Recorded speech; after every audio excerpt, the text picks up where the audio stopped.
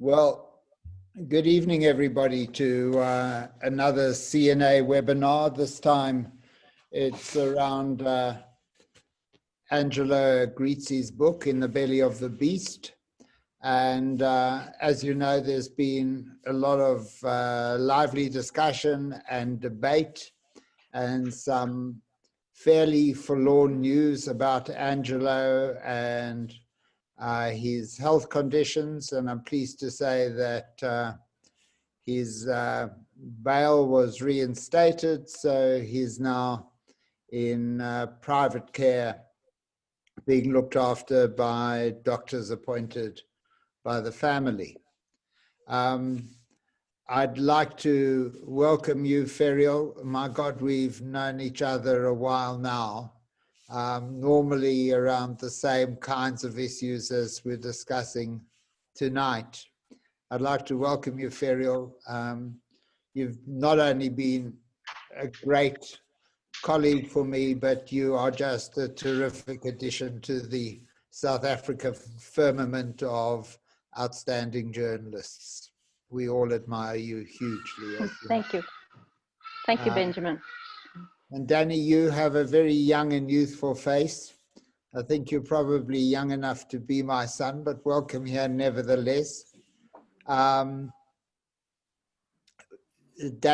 is the attorney for Angelo Agrizzi, and he has been prominent recently as the bail conditions and the circumstances around those bail conditions have fluctuated. But Danny is a lawyer who is wise beyond his years to be doing the kind of work that he's doing. And I know that he's close to the Agrizzi family and will be able to answer most of the questions I think that you put around the book, Ferial.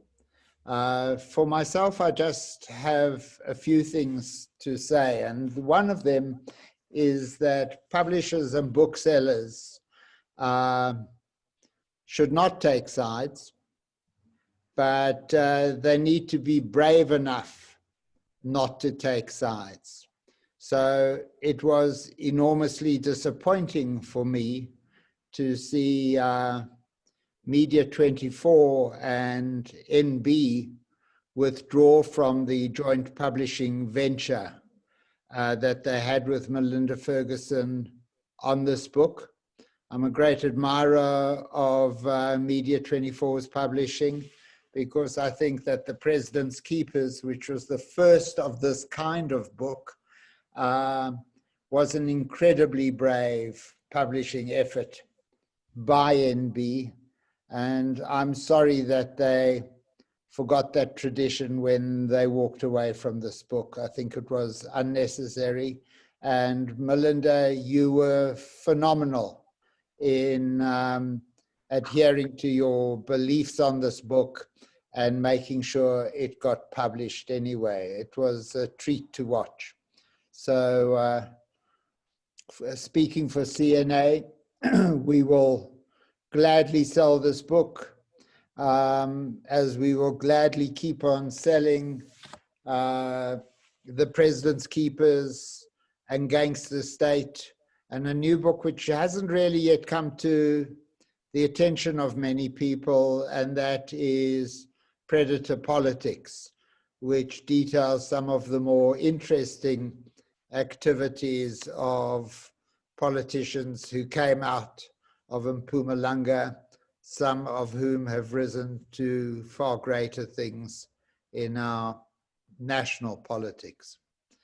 I want to welcome everyone who's listening to this. We had to only announce this almost at the 11th hour because we didn't want to risk an interdict on the book. And so if there are fewer numbers than there should be, I think everybody will understand that there's been very little publicity around the book at this stage. I read the book in manuscript form at one stage. It's a terrific read, and I think it will just remind people of the huge mountain we have to climb to correct what has gone wrong in South Africa. I'm not going to hog any more of the limelight here. Ferial, you are free to talk to Danny. I'm going to go offline, but the audience should use the question button for questions, and we'll try and field them when we get to about 20 to 7. So please keep your questions coming, and I will review them and try and air as many of them as I can when we've got to the end of the interview. Please go ahead, Ferial. Thank you very much, Benjamin, and congratulations on your purchase of CNA. I very much look forward to seeing what you're going to do with that chain after what you gave us at the Renewed Exclusive Books, a set of beautiful, beautiful stores. Melinda, congratulations on the publication of this book. I'll put it a little bit closer to the camera so everybody can see it. It's called Inside the Belly of the Beast. It's the Angelo Agrizzi story, which Melinda published on her own eventually after NB Publishers pulled out of it. I can't see why. I think that it's a fantastic read. It's a gripping read. I've got every one of the state capture books which have been published on my bookshelf, and this one firmly deserves its place there. Why do I think so? For me, Angelo Agrizzi is a character like Dirk Coetzee or Eugene de Kock, who really, once they spoke out, once they made their voices clear, took us right inside the belly of the beast that was apartheid, its third force systems, its underworlds, its security forces. And Angelo Agrizzi has done the same thing about the story of state capture. Until he didn't come before the Zondo Commission of Inquiry early in 2019, nobody really, and we had all thought that this was just a story about the Gupta patronage network. In fact, his story about Bosasa really took us to the heart of state capture. It's an X-ray, and the book is the story of that X-ray. It tells us about the language of corruption. It tells us about words like the deal. It shows us the codes of how the bribes were paid. It teaches us what the terms like look after him and sort him out meant. And in that, I think it really does provide us with the means to say never again. So it's quite invaluable in understanding patterns of corruption, which was the nexus of the private and public sector tender systems by which our government purchases about 500 billion rand worth of goods and services every year. And this tells us how that story works. I'm very excited to have with us tonight the lawyer of Mr. Angelo Agrizzi, and that is Daniel Witz. Very welcome, Danny. I thought that you might just first fill us in on how Angelo Agrizzi is doing, because he is, of course, still in hospital.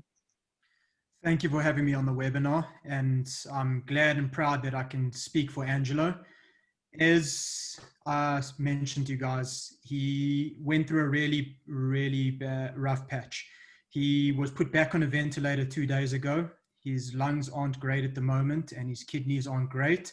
But I did manage to speak to him a few minutes ago while they were changing the ventilator. And as you can read from the words in the book, and you can hear Angelo's voice, he's as strong as ever, and I have no doubt he will get through this despite the storm he's facing at the moment. Thank you for bringing us right up to speed here. On Friday, he got bail, Friday afternoon, I think it was. What did you think of the first decision not to grant him bail? And how did the judges, what did they argue in granting that bail on Friday? It was a crazy 2 weeks in my legal career. My father, Advocate Manny Witz, has been practicing in the speciality of criminal law for over 34 years. He said to me, every time you think you've seen it all, the state or something comes up and surprises you like you've just started your first day. And everything had been planned. We had negotiated with the state that they weren't going to oppose bail. We spoke with all the prosecutors. The magistrate was on brief in terms of it was just a simple bail application. Affidavits had been drafted. The state gave us no indication nor any documentation that they were opposing bail. Insofar as the morning of the first bail application, we were in the prosecutor's office.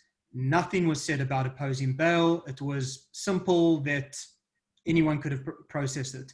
We go into court, prosecution stands up, they're opposing bail, and they give us what they allege was a quick affidavit because of alleged non-disclosure, documentation of probably 100 pages plus opposing Angelo's bail on the allegations that he's a flight risk. And then the magistrate over and above that is like, okay, no problem, you guys can go reply. And we were running around the courtroom with laptops trying to find somewhere to print, preparing answering papers to this thing we never expected. And they always say, go to court prepared for the unexpected. But when you have a deal and a handshake deal and words, you know, the ethics of a prosecutor, you're as good as your word. And when they tell us they're not opposing bail, and when court actually starts to decide they're opposing bail, we really did not expect that. And it took us all by surprise, especially Angelo. Over and above that, I think most of South Africa saw is that when Angelo came into court, he wasn't himself.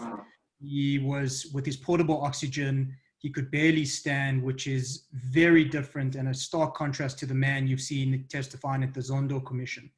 And for him to get the shock of being denied bail and being told you're a liar, we worried that you're going to escape after being here for 2 years and putting everything on the line to help unearth corruption, it was a huge shock on the man.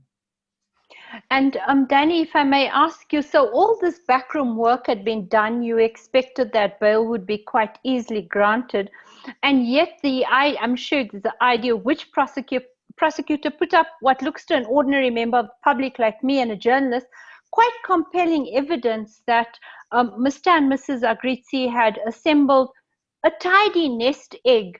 And that they are, I know that Angelo clearly from the book is of Italian descent, and that they thought he may fly the coop, that it might very well be his plan to go before things get really tough.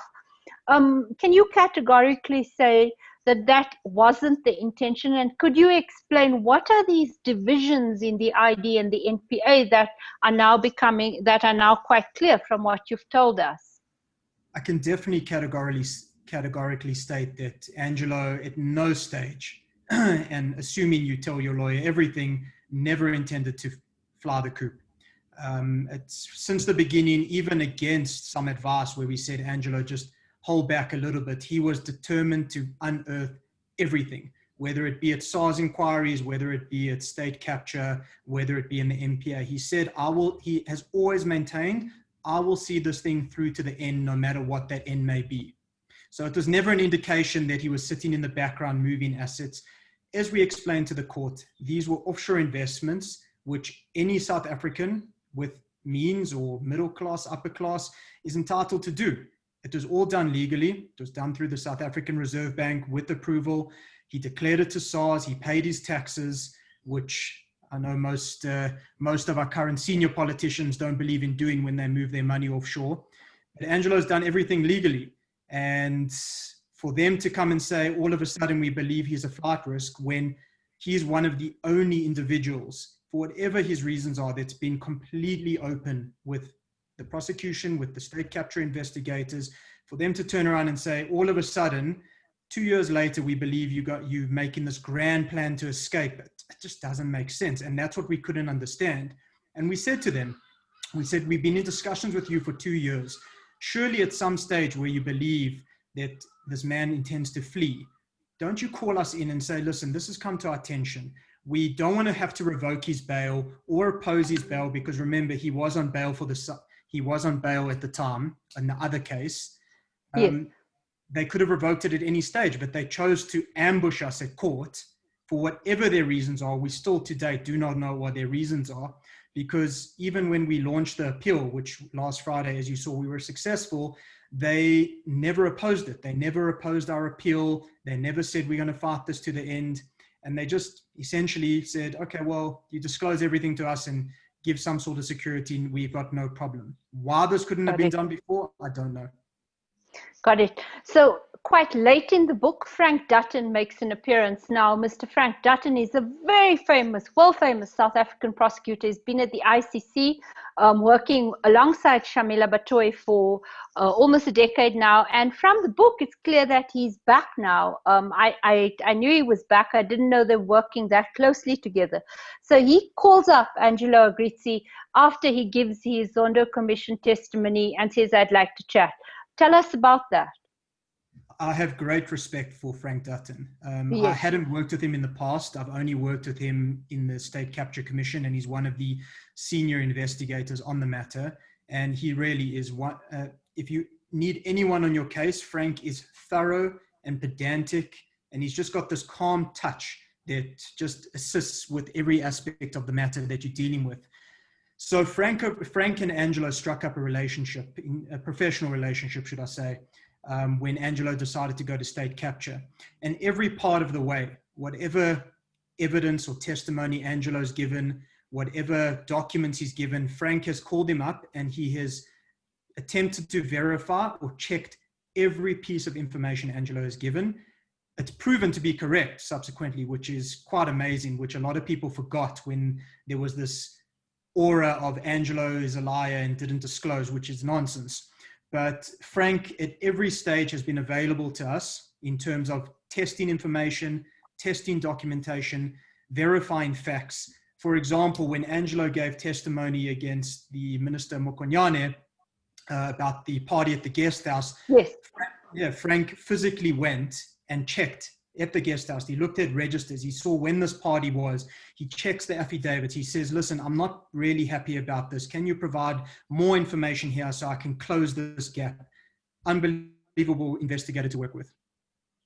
So he's been working quite closely with Angelo Agrizzi on this. Do you think that it'll be possible to strike a plea bargain? Because eventually, I guess that testimony, and we already see Vincent Smith's in court, you can see that the pace of those criminal prosecutions are really picking up now. And I think it's great. It's made the country feel like finally something's happening. Angelo Agrizzi likely to go to court. Do you think that, are you in negotiations for plea bargain negotiations in order for him to give that testimony? So negotiations haven't started. We've asked not for a plea bargain. We've asked to meet with the senior members of the NPA, not to discuss a plea bargain, just to discuss how they see this case going.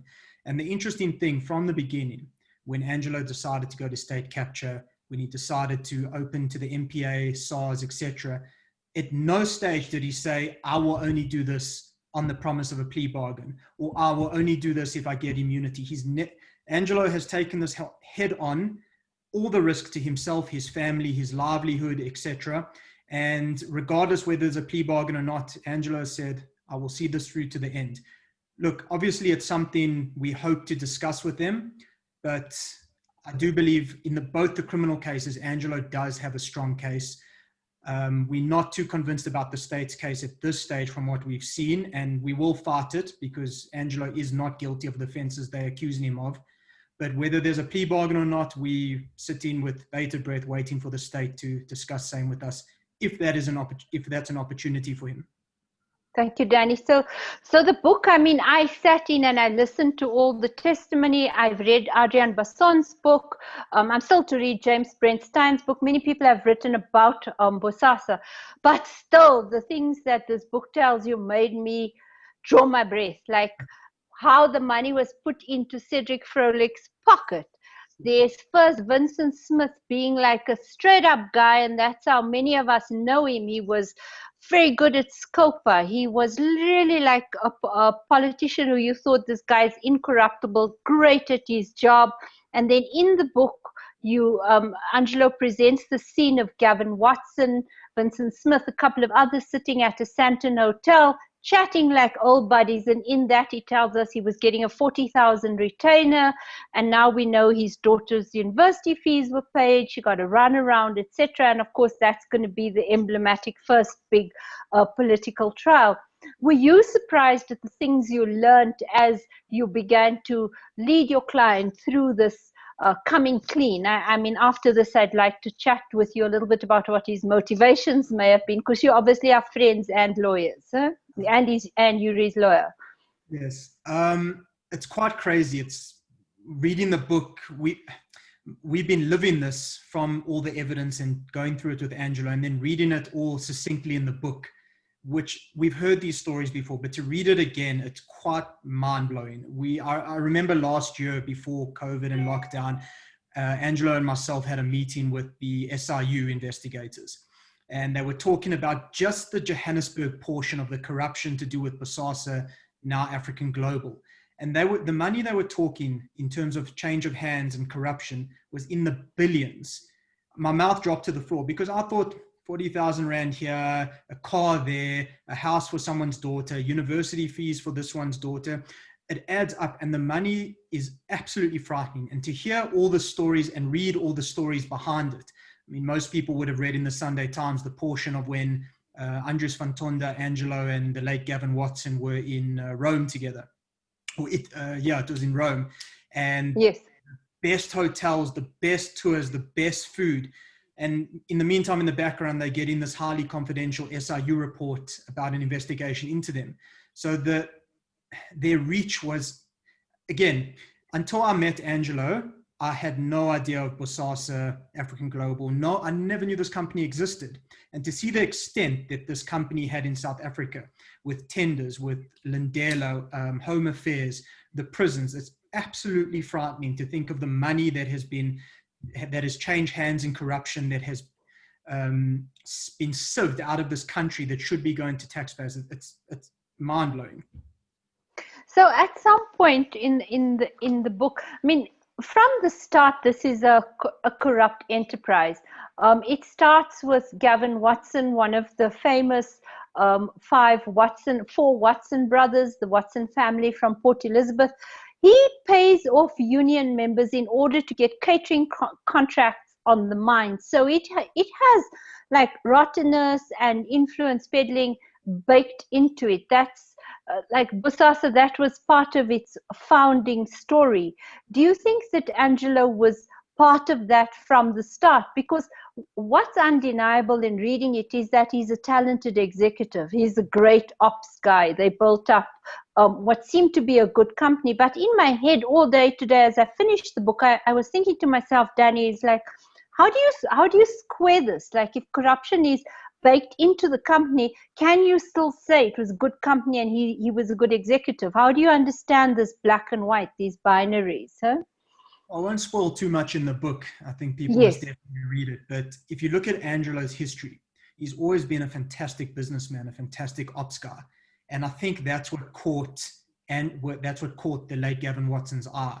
The late Gavin Watson, I'll just say Gavin Watson, he had this reach into the catering contracts. But in terms of his operations, he was always behind the scenes. And I think the way Angelo ran companies and businesses caught his eye. And after that, he realized he needed this guy to actually run the operations, because to an extent, yes, and again, it's alleged corruption because nothing's been proven in court yet. To an extent, you still need someone to operate this company and perform certain duties, regardless of how you get the tenders. And Angelo, I think, was amazing at that. In terms of Angelo being involved in the corruption, what's quite amazing, if you look at everything, it was this, for lack of a better term, a cult. Everyone was surrounding Gavin Watson, this icon, this brilliant businessman who had all these contracts and all these connections and could pick up a phone and open a door to our erstwhile president, amongst other people. And I think it got to a point where Gavin would say, I've secured this tender, I've secured this business, I need you to go talk to this person, give him this envelope, don't worry about what it's for, and we'll deal with the rest. And it just got so intertwined in everyday business. When you say yes, I believe Bosasa was born corrupt in terms of how they got their tenders, and it just became an everyday part of business, whether you knew you were doing it or not. It was just an instruction from the head honcho, go do this, and you went and did it like a good worker ant. I also don't want to give away too much of the book because it really is a page turner, but just some of the numbers which have been out there. So Jacob Zuma's foundation gets 300,000 Rand a month. Tom Moyani one stage the Correctional Services Commissioner, later our SARS Tax Commissioner, and I have to say I'm happy for not very long, 700,000 Rand a month. There's these monthly amounts going to everybody, and there was that famous scene at the Zondo Commission of Inquiry of Gavin Watson counting this money. So they were extremely close, Gavin Watson, Angelo Agrizzi. Maybe not blood brothers, because they obviously had differences between them, probably two A-type personalities rubbing up against each other. But what does Angelo think now? I mean, what does he think about what happened to Gavin Watson, who of course died in that accident, or we don't know if it was an assisted suicide, if he crashed it, whatever happened. What's his view of what happened?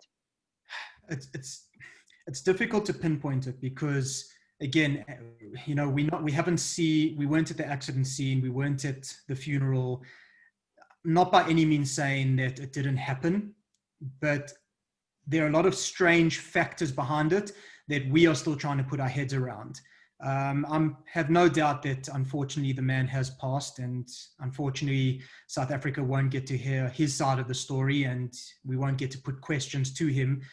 But, you know, Angelo's focused on himself and his mission at the moment. So a lot of it is obviously intertwined with Gavin Watson, but there's no point for us at this stage, especially Angelo, to say, I wonder if it's true, I wonder what happened. It doesn't really take Angelo's case any further while he fights his own battles. Yes, of course. In the book, it's clear that he has seen pictures of the accident. He's done forensics work on it because because of the work he did on the mines, because of the contracts he had at Landela, because of his work at the airports company. He's good at security. So he's looked at that footage, etc. And some of his assessment of it I found quite compelling and interesting to read. So I would recommend that to people. What I do want to ask you about, Danny, is what was Angelo's motivation? What took him to this point? So from Jared Watson and the others, the Watson family, they say that he was motivated by vengeance, that he didn't get the walkaway money that he asked for, and that spilling the beans isn't really a moral act. It was an act of vengeance, an act of anger. What's your view of his motivation as someone who knows him quite well? So we've spoken intensely about this, and I've questioned Angelo on this on more occasions than I can count. But he always said to me, and he still does say to me, he says there were a few occasions. The net wasn't closing in, the walls weren't closing in. Angelo just decided it's enough. He can see what's going on here. He can see the trajectory that South Africa's on, and he knows where he wants it to be. You know, our current president, Cyril Ramaphosa, talks about the new dawn. Angelo was a big believer in that, in whether it was just for his little world or the entirety of South Africa. And he kept going to the Watsons and to Gavin and saying, it's enough. We need to stop this. I'm not saying you guys have to go hand yourselves in, but it's just enough. We need to run clean businesses and do this cleanly. And then Angelo, he speaks about it in the book. He had that serious health scare where he had the heart attack. Yes. On Christmas Day, I think. Christmas Day, where, I mean, he was, in fact, declared dead for a few minutes until they resuscitated him. And he says to me, and you read it in the book, where Gavin came to the hospital room where he had just been brought back from the dead, and he asked Angelo to sign papers for Gavin to be a beneficiary of money on his life policy. And whether it was that or a build-up, it just clicked in Angelo's head, and he says, I'm not doing this anymore. And before speaking, he tried to get the whole company to turn a new leaf, to come clean, to separate the businesses, run clean operations, and the Watsons and the people surrounding them said, absolutely not. And Angelo got to a point where the erstwhile President Zuma set up the State Capture Commission, or he spoke about it. And Angelo said, that's the route I'm going to have to go, because the people need to know about this and need to know about Bosasa. So definitely, I don't believe revenge was a motivation. He's not a vengeful man. I promise you, Angelo, when the late Gavin Watson passed, Angelo was definitely not dancing in the streets, despite what people think. He was taken aback by most of South Africa. This was someone who he had lived with for most of his life, who he had worked with, who he considered a brother. As you said, blood brothers earlier. but it's definitely not revenge. I can tell you that. And you can read it from the book. It's something more than that. And I hope that more whistleblowers take a page from Angelo's book, whether you're complicit in corruption, you're a witness to corruption, or you believe something may happen. I really hope people take some sort of courage that Angelo has just to step forward and hopefully improve this country. I have questions. I just want to welcome people who've joined us. I'm just going to say some hello, Lisa Lueb, hello, Dennis Higgs, T.E. Mkuchani, Roger Ferguson, Tracy Jackson, Pat Berman, Nikki Jules, Spencer, Eric Oosthuizen, Janice Leibovitz, and everybody else, Pumla Gola, everyone who's with us, you're very welcome to ask questions in the chat. We'd love to take them. So you were saying he wanted to blow the whistle, Danny. If I wanted to blow the whistle and I saw that somebody who had done so told us everything, told us about corruption at the highest level, down to the lower level, down to MPs, into the party, where Bosasa paid regularly for ANC gatherings, in fact hosted election counting at its campus on the West Rand. Now he's facing 2 cases. He almost didn't get bail. He was jailed and then had to be hospitalized, and now from what you say is very ill. What kind of message does that send to whistleblowers, where you think that you have a deal and then actually you get arrested? Is it, what do you think about that? Yeah? It's crazy. And I also think that when the prosecutors and the magistrate considered denying and eventually decided to deny Angelo bail, I don't believe that they considered the current climate of protecting whistleblowers and the good that whistleblowers do in this country. Because when it comes to bail, remember, it's not a trial on the merits of the case, whether someone did or didn't do what you're alleging they did. You need to look at all the repercussions of that denying someone their liberty will have. And it sent a really bad message to other current whistleblowers, potential whistleblowers, please, hopefully future whistleblowers, to say that come forward, talk about corruption. We're not going to arrest, or we might arrest a few of the people that are involved in this, but you're going to get the worst of it. But in terms of people that could happen to, you can't get stronger than Angelo, and he will come out of this stronger. I have absolutely no doubt. And I know if he could speak tonight, he would be telling people, do not be deterred by this. You have to continue against this storm, against this hailstorm, and just push and push and push no matter what, just to hopefully let South Africa see this new dawn. Because this is part of it, unfortunately. This is when you come out as a whistleblower or any aspect of that, there's always going to be pushback, no matter what. And Angelo knew that. So to say that he gave evidence or gave testimony thinking that, okay, well, as long as I'm speaking out, nothing will happen to me, it's definitely not the case. Angelo knew there would be repercussions. Unfortunately, he's facing severe repercussions, but it definitely hasn't deterred him. And I'm sure he would tell people, don't let it deter you either. Because thank you. I'm going to ask, sorry, Danny. No, you carry on. We've had 12, 13 years and longer of people not speaking out out against corruption, and it hasn't got us anywhere. Thank you very much. Melinda Ferguson, will you turn on your camera? This is our Uber publisher. Hello, everybody. Hello. Hi, Mel. Hello. Could you tell us about when you decided to publish this book and what the process was like? I'll be honest with you. Angelo Agrizzi got hold of me in March. I saw his name and ignored his mail. I was actually I felt very negative towards Angelo Agrizzi. I'd heard the Bosasa K-word tape played at Zondo. I mean, not Bosasa, at the Zondo Commission. And I was actually a bit repulsed by him, to be honest. Didn't really want to give him the time of day. COVID had just happened. I got another mail. I said, I'm busy. I mean, I can't believe that I did that to him now when I actually think about what he was trying to give me. And then his ghostwriter, Philippa Mitchell, who worked very closely with Angela on the book, she emailed me and said she had sent it to Jonathan Ball. And that's it. You know, if you do that to a publisher, you tell a publisher that someone else has got the book. I thought, let me look at it. And I read it that weekend, and I did a Zoom meeting with Angelo and Philippa, and I said, I want to do this book. I need to do this book. I just could feel how important this book was. And I'm really thrilled that Angelo's been able to hold this book in ICU. He's got it, he's had it on his chest. And for me, that's almost made this whole thing worthwhile, is that Angelo has his book. Good. Question, you can take this one, Mel. I'll read it to you. It's from Nikki Jules. Question, to what extent does Angelo in this book own up to his own wrongdoing? While Danny has a glowing view of him, which is understandable, Angelo was no saint, is no saint.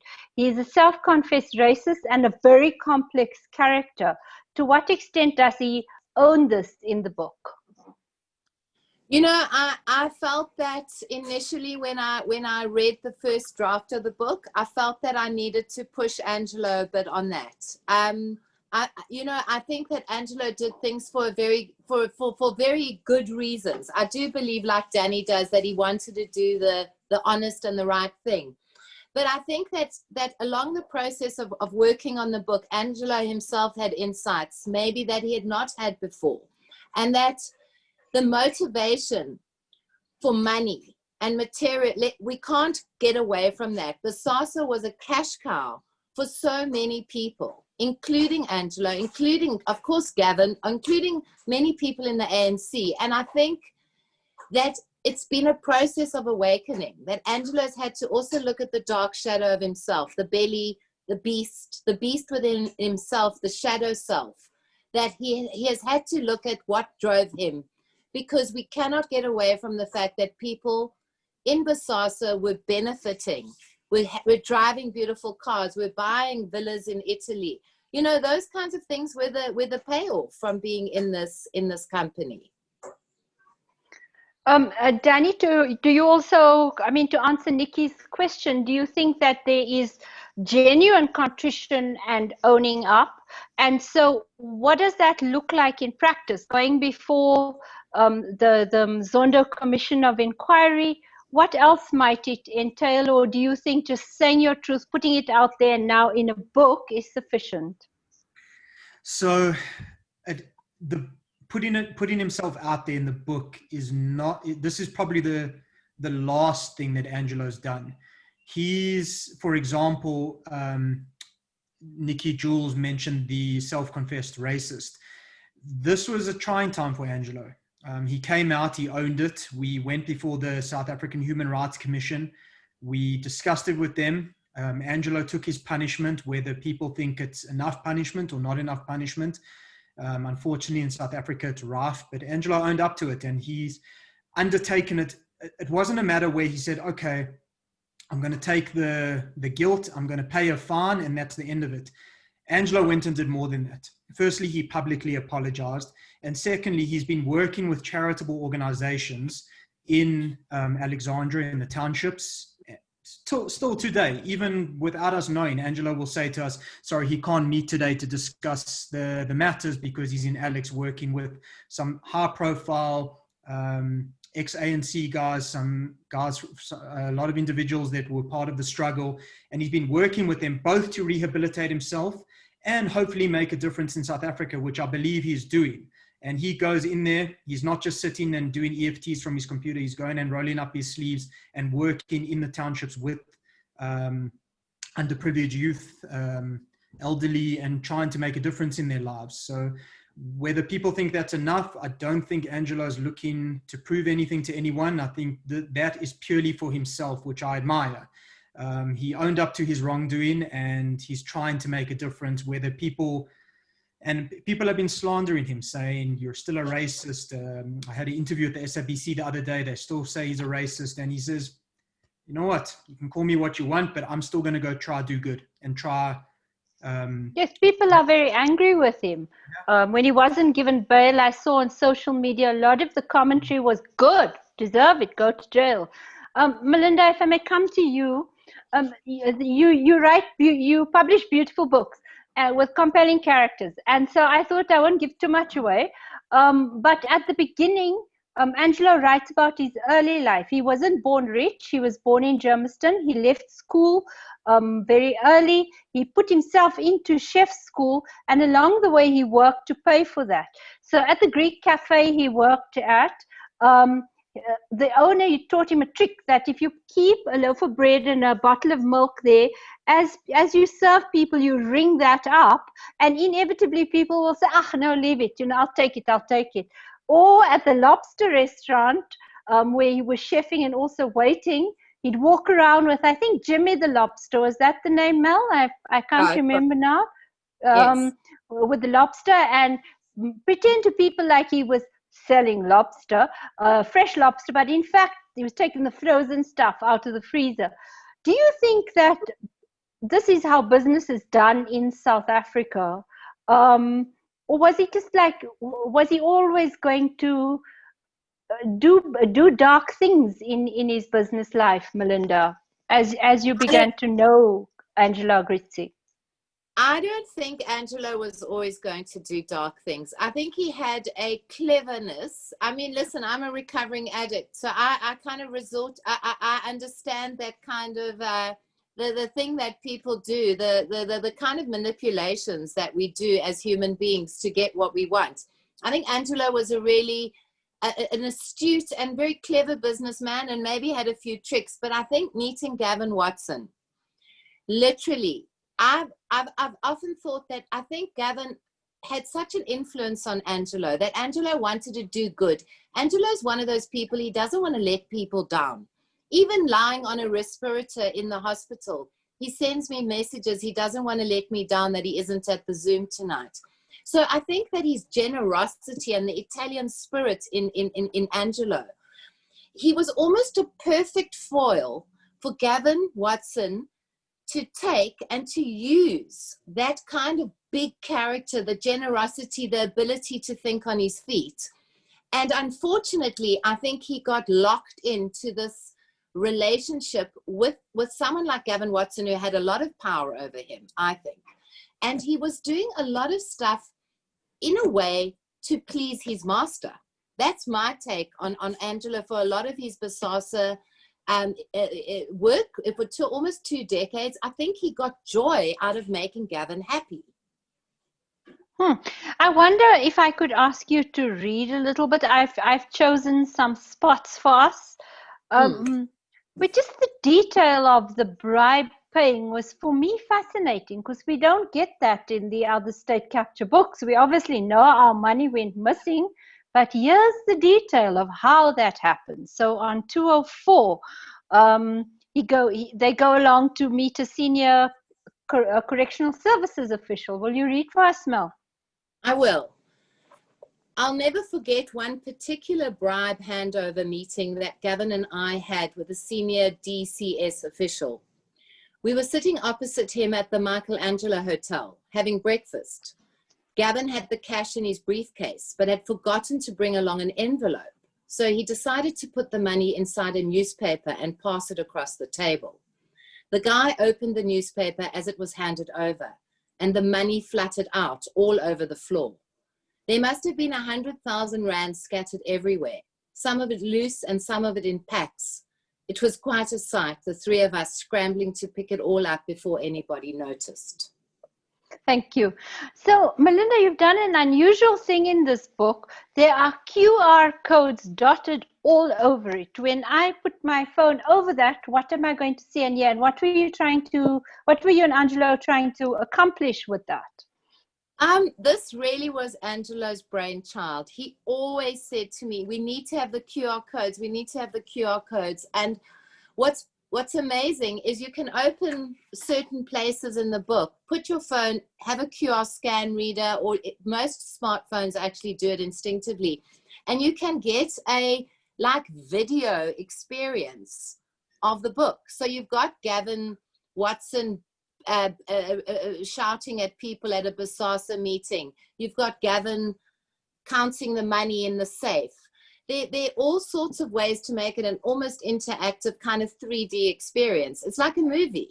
It's like a little bit of a documentary that happens with the book. So I asked this to Danny before, but I'd love to hear your version. Is it a tell-all? Is it a confessional? Or is it a revenge novella? I think it is a confession. I think it is like an extended affidavit. I don't think it's a story. I think Angelo was awakened to come and tell the truth.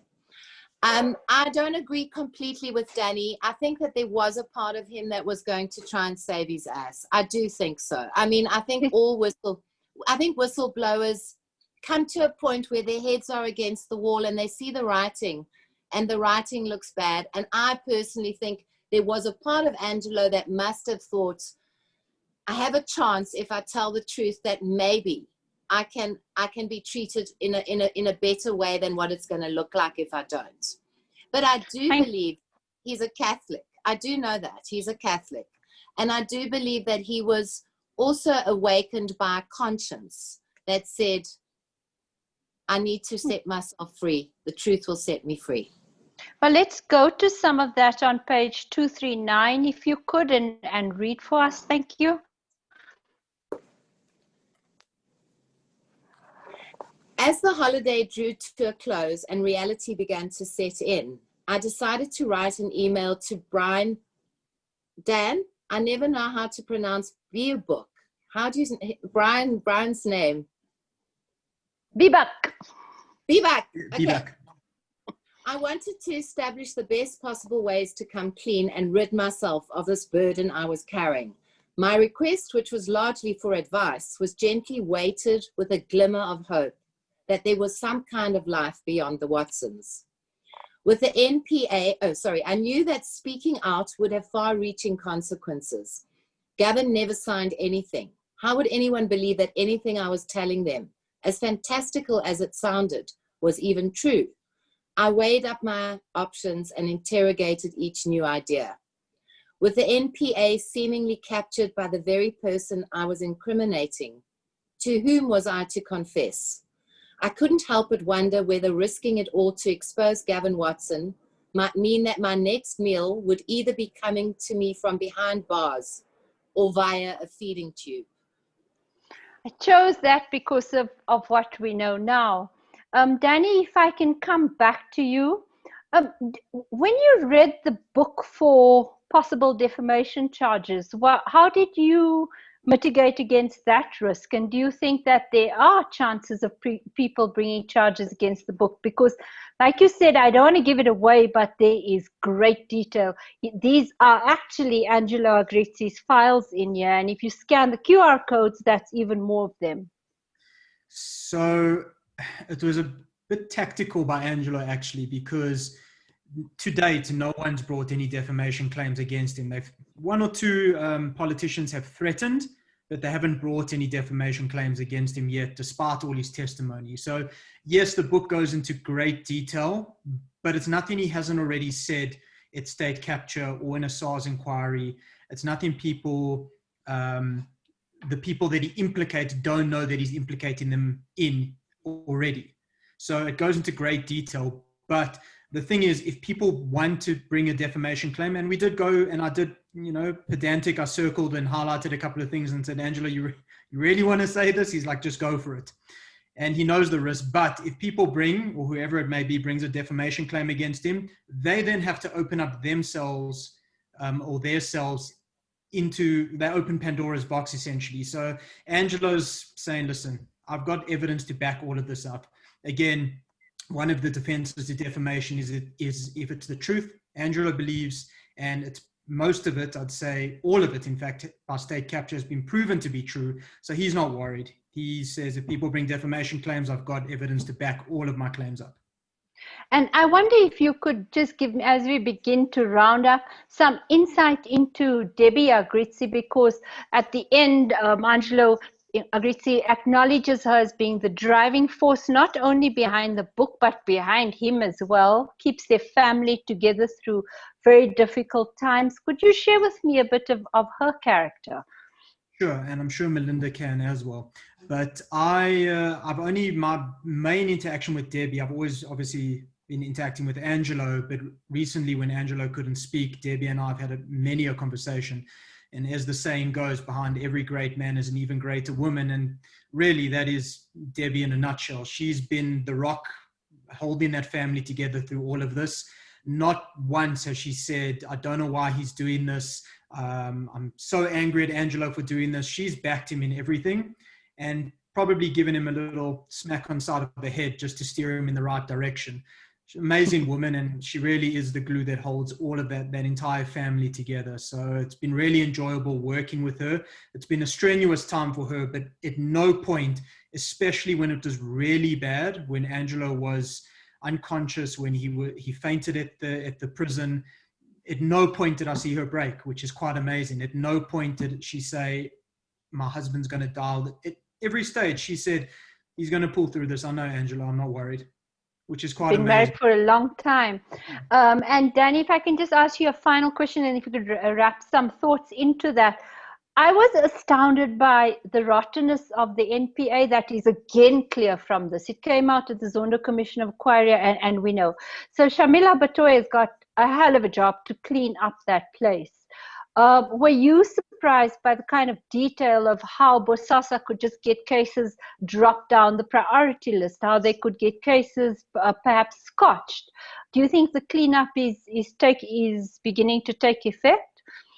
I definitely think the cleanup is taking effect, and Advocate Batoy is also, she's an amazing professional, amazing woman. She served on in the highest positions, and for her to come back and start the cleanup here, I mean, people can see it. I can see it in my everyday practice in the courts.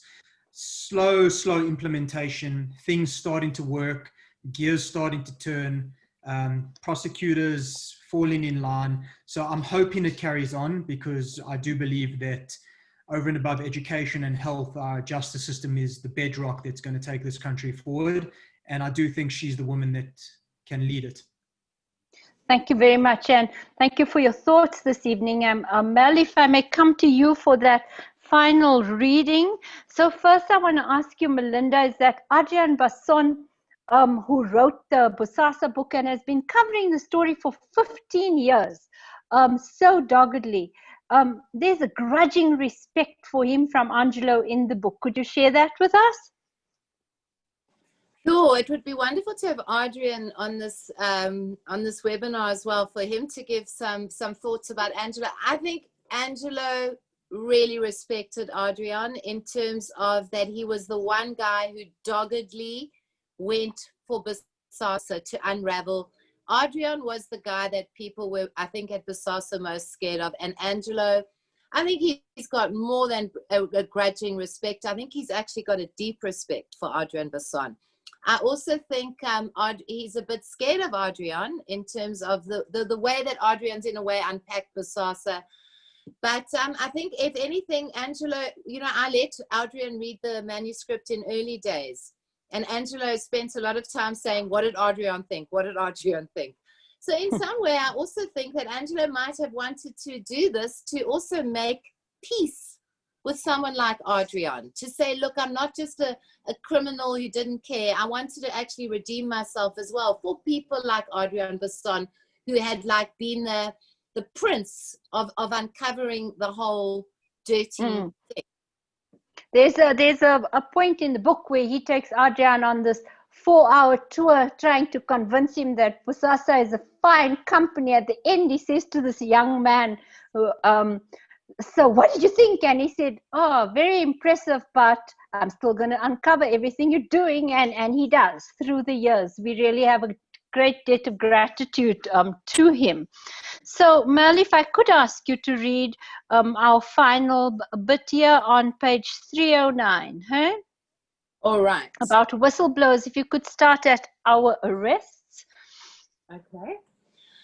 Our arrests were all over the news. The Hawks had used the SIU's 2010 charge sheet. Everyone had been arrested, except, of course, Gavin Watson, whose name appeared nowhere.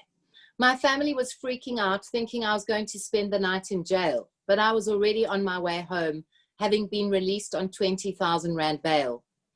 Driving back, I couldn't help but wonder how many other potential whistleblowers changed their minds after hearing our stories at the state capture inquiry and then seeing us being arrested afterwards.